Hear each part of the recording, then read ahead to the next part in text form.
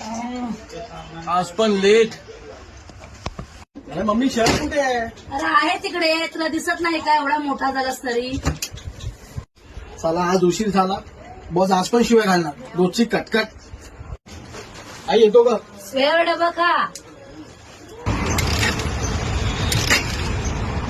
त्या गाडीला पण आताच बंद पडायचं होतं.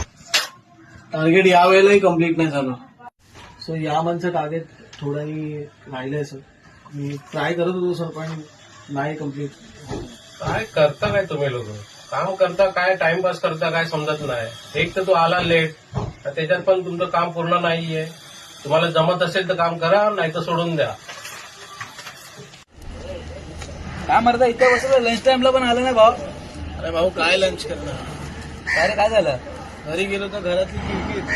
टार्गेट कम्प्लीट होता म्हणून बॉस मागे लागला. अरे वैतागलोय सगळ्या गोष्टींसाठी. वडिलांचं वय किती रे? आता ह्याच्याशी काय संबंध?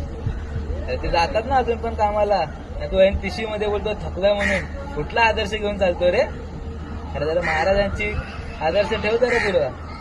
तर त्यांनी अवघ्या काही वर्ष स्वराज्य कमवलं होतं, ते सुद्धा लहान वयामध्ये. तुझा तिशीचा आहे रे, तुला तर फक्त घर सांभाळायचंय. तू बोलतो थकला म्हणून. अरे आपण कुठल्या माती जणलो विसरला का? आपण मराठ्यांची पोरं आहेत भावा. आपण आहे ना प्रत्येक गोष्टीवर मात करून आहे ना लढणाऱ्यातले पोरं आहोत. घरात बसून रडणाऱ्यातली नाही. प्रत्येक चल भावा सोड, उठ.